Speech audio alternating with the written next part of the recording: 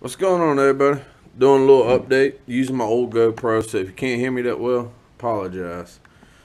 Alright, right here I got my steering box pulled out. Hopefully the lighting is halfway decent so you can see it. You see that black O-ring in there, or bushing? It's got a little bit of play. That side's not bad, but that side, you notice there is not one at all right in here. And apparently it's not an uncommon problem. There is a solution other than buying a whole new gearbox depending on your year.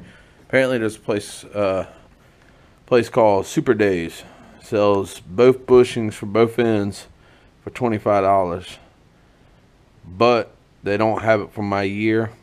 And so I just went ahead, I ordered a new one off of Super ATV, which this one is from Super ATV. There it is. It's written on there somewhere. So that should be in tomorrow. Today's Tuesday. Should be in Wednesday.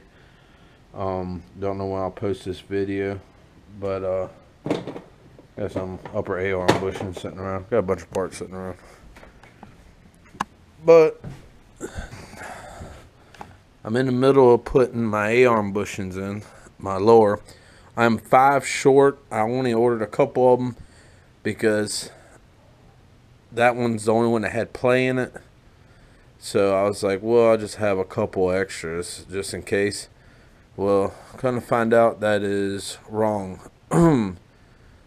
Both of these bottom, which is takes 2 and 2, 4, they were completely cracked, grooved real bad. They were completely shot. No good, not worth anything of even keeping for a backup. So I went ahead and ordered the 5 that I needed. I'm not replacing these because I'm gonna go ahead and grease them. There's no play in them, and due to I have to pull the radiator out to get that one, the top one out. And when the time does come, I plan on just go ahead, pull the radiator, and I want to take and flip this bolt around so the nuts on this side, so I don't have to deal with that no more. I don't think that'll cause any issues. If it is, I'll just address it later on. But yeah, just waiting for parts right now, and hopefully they'll be in soon. Let's see if I can get a halfway light here. But I'm coming to light a little bit.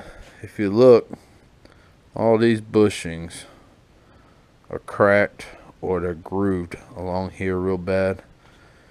And let's see, I got one that's had that was really ate up. Yeah, this one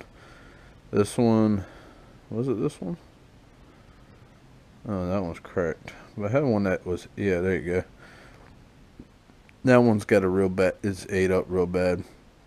And in my opinion, if it's ate up that bad, even without a crack in it, you know, this one's completely blown out, then it makes room for play on them.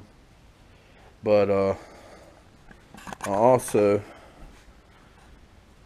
got I got the parts in for these finally, which I got the A-arms a while back.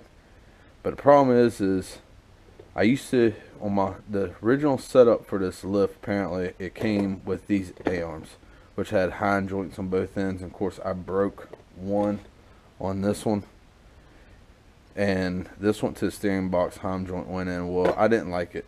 It actually had play in it. Believe it or not, it was, I don't know, I just wasn't for me, wasn't for what I was into for a setup.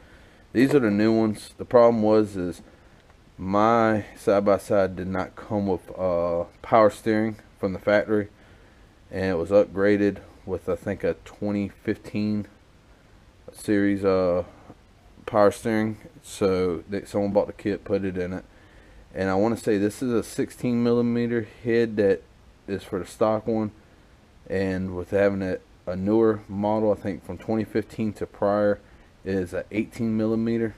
So I had to send these back, rush meld them back. It just getting them back to me the same week, and being understandable. So but yeah, for the most part, I'm just waiting on parts. Got all that situated, taken care of those issues.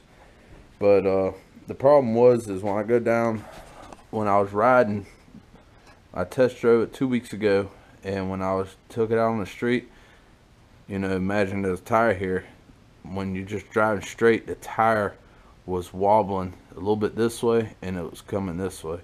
And of course, the first thing you think of is the wheel bearings. Yeah, well, that wasn't my case. It was a lot more expensive. So about $600 later, I'll have a new front end put in. But it ain't no big deal. It's just the nature of the hobby. But while I'm making this video, I do want to bring up that I am thinking about making a Facebook page for the YouTube channel. I'm still learning the ins and outs of everything, but with me having my first kid that's due actually this week, November 7th is supposed to be the due date. So everybody that has kids, been through that, knows how it is. That's why all my videos is basically slades recently, and not spread out, because I can't make the 6.5 hour drive with my wife inspecting that kid. So hopefully everybody has that understanding and knows how that works out. But I want to make it, I'm thinking about making a Facebook page, setting it up where I can post my rides when I'm just riding either by myself or just a couple of guys from the group, because sometimes it could be 2 or 3 of us, or there can be a big number of us. It just depends on how everybody weekend falls out and the weather. But yeah, that, and plus if anybody wants to just post up the rides, share their builds and everything, I think it'll be a pretty neat experience. Make some new friends, riding buddies, whatever. So let me know what y'all think, and I'll keep y'all posted. I've just been busy with work and everything, trying to get the parts ordered for this, trying to fix it, get it squared away, figure out my other problems with it, and that's been kind of keeping me pretty busy, other than what little bit of riding I've been able to do. I ride just about every weekend, but it hasn't been full days, just about 3-4 hours here and there.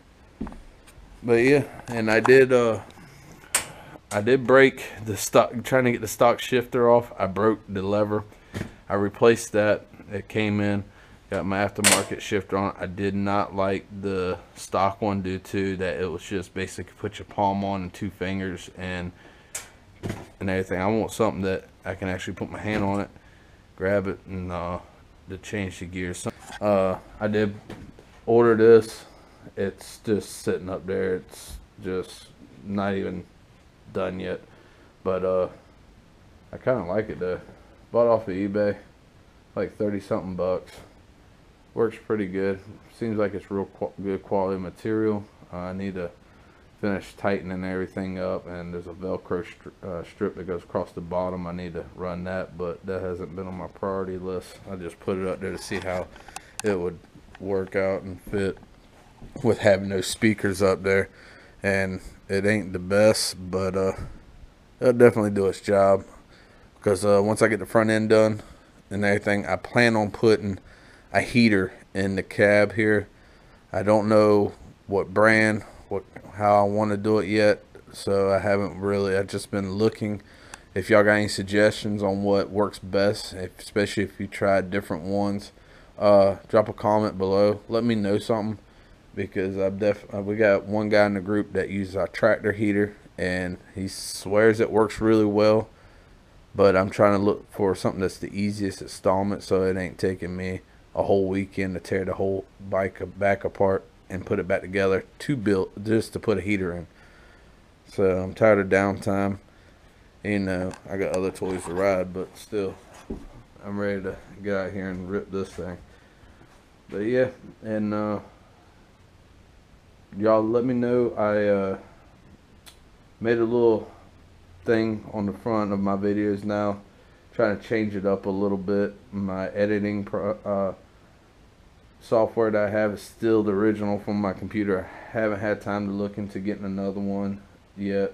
So I'm just doing what it will allow me to do with what little bit I have. So it ain't the best, but it's one step further than what I was before.